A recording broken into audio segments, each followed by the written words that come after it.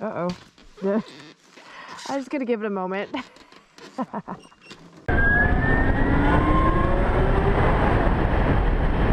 Welcome back to NewZeroland. This is part 2 of our South Island motorcycle trip series. We ended part 1 in Akaroa, in a hot tub, overlooking just the most amazing place. But this is a motorcycle trip, right? Not some relaxing holiday.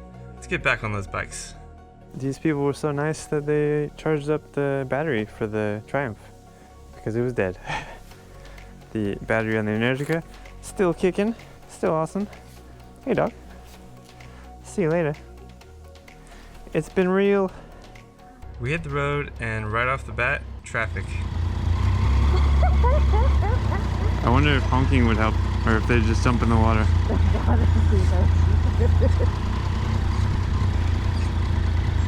Hey, what are you looking at? Oh my goodness. Avoid the poop.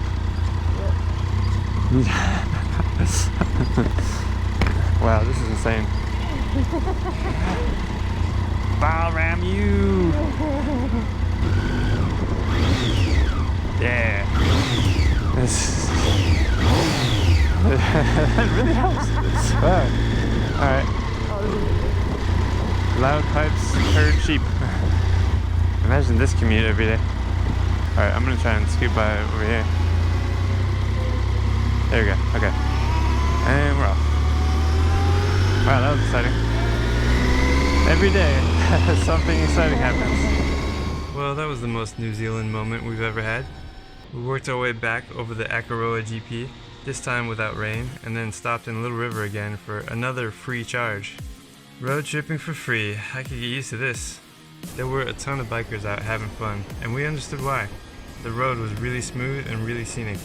Aside from this final destination moment, we rode back to Christchurch to meet our buddies from part 1, and I stopped for a top-up. Charging up in Christchurch. Messaging Emil, see where he's at. Jen got gas. We're gonna go meet the dudes. They're getting gas. And then we're gonna go get some Mexican food. Oh my god, best day ever.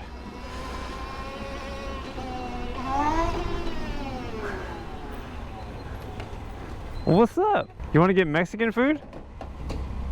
Yeah? It's really close. Yes! Mexican!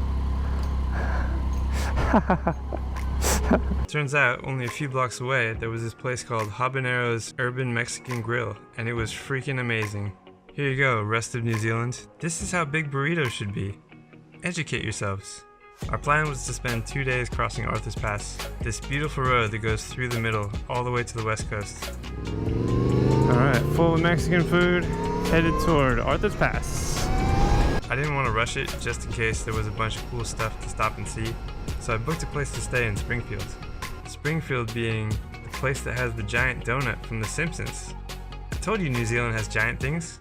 So this was set up in 2007, I think, when the Simpsons movie came out, and they went to all the Springfields in the world and put a giant, like, Simpsons donut here. And here it is. Here we are. We found it. And now we're gonna go get donuts. So, yes. This being summertime in New Zealand, the sun doesn't set until 9, so we still had a huge chunk of the day to see what we could see. The rest of the gang was gonna ride all the way across to Greymouth, so we decided to go with, at least as far as Castle Hill. We're gonna head up the hill for some more twisty roads, because there was way too much straight road stuff going on to get here. So boring. I mean, it was scenic, for sure. Not as scenic as the Majestic Donut, but, you know, windy roads. It's the only way to go. But man, it was freezing this morning, and now it is crazy hot. Probably like 30 degrees. And once again, we were transported to another country. This area felt like Austria or something. It was totally different from where we were just 20 minutes ago. Unlike most collections of giant rocks that exploded out of a volcano and landed in weird places, the rocks that make up Castle Hill used to be underwater, about 30 million years ago when this whole area and most of New Zealand was underwater. I didn't know any of this stuff, I was just really curious. And since these rocks were underwater, that water is what eroded them to look like an ancient alien castle. Of course, sadly, I could not fly my drone. but we still took the chance to hike up to the top and climb on the rocks. Whoa! Castle Hill was definitely worth a visit. We got back on our bikes and about 10 minutes up the road was Cave Stream Scenic Reserve. Time to find some tiny fuzz. Bet you they live in there.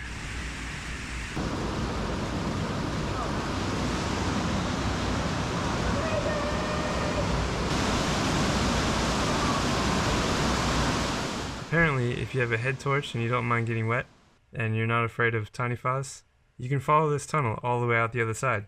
But none of us wanted to get eaten by a monster, and Jen was turning into a monster.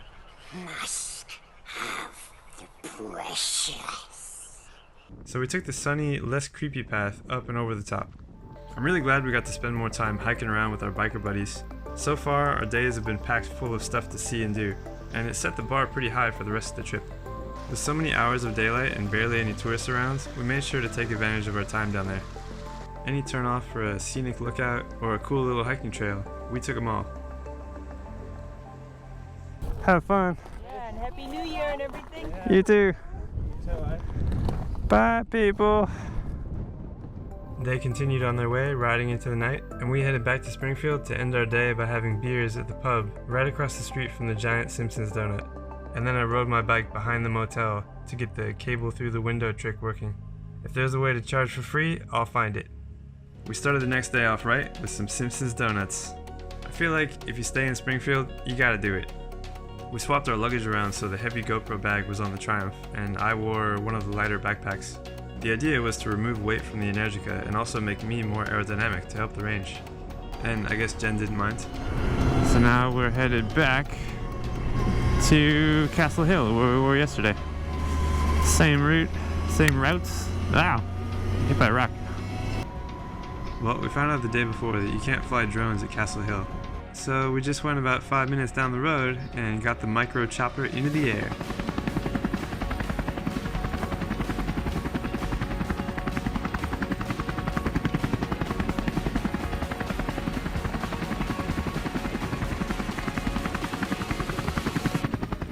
There's a charging station in Castle Hill, but I wanted to skip that one and go straight to Arthur's Pass Village. The scenery just kept getting better. Wow. And every time we come over a mountain or across a one-lane bridge, we couldn't believe where we were. Wow. Wow. Charging, yeah.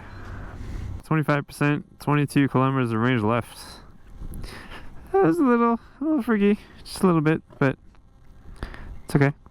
Yeah, wow, what a beautiful area. Like, nothing but valleys and these crazy UFO clouds. And yeah, I can see why riding in New Zealand is so dangerous, because you're constantly like looking at all the cool stuff, all the scenery and mountains and rivers and just craziness, and you forget that you should be watching the road. Not far away, down a really fun road, we stopped at a waterfall called Devil's Punchbowl. The sign said it was about a 15-minute walk up to the waterfall, but at our pace and with all the stairs, it was easily double that. That was a lot of stairs. Jen's dying. But now we're going downhill, so it's okay.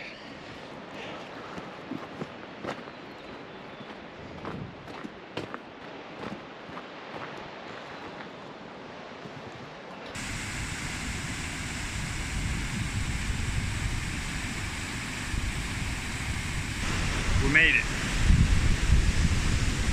Totally worth it. Well, we hiked all the way up. We saw the waterfall. It was amazing. Just pro tip, don't do it in motorcycle gear. Boots are heavy. All the layers are sweaty. Now we need a nap. But no, we gotta hit the road. So, off to our next charging destination. And if the roads weren't already blowing our minds, suddenly they got a whole lot cooler.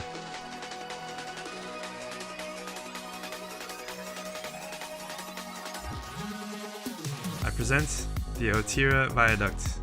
Up until 1999, the road zigzagged along the mountain on the right side, but it kept sliding into the river, so they built this huge, awesome bridge. hit every lookout. Oh yeah! That's rad.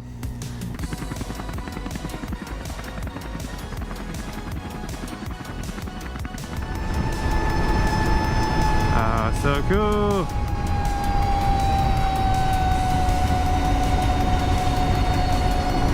So cool.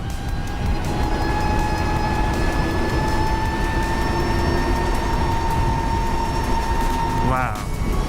Now it's like Jurassic Park or King Kong or something. Coolest bridges. Ah, this place is like Disneyland for motorcycles. I wanted to stop for a top up in Otira before continuing west, but this would be my last fast charge of the day.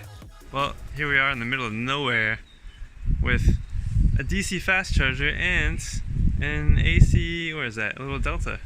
So, yeah, there are charging stations everywhere. Also, a cool thing about this station is that they have Wi-Fi for you because there's no service here because we are really in the middle of nowhere. And so it's really nice, just in case you have to open up your ChargeNet app or something like that to initiate charging, or if you just want to kill some time and doink on your phone and check emails, send some chats, send some photos of your cool bike charging up. Yeah, that's what I do. Our motel was only 80 k's away in Hokitika, but I'd rather have more range and not need it than the other way around. So that was a short, what, 7-minute stop? 8-minute stop? Something like that. Just to top up. Now we're gonna go to the end of the road. We started from the east, now we'll go to the west. Oops. Yeah, next stop, Hokitika. I killed another 100 bugs, but that was kind of the highlight of this part of the road.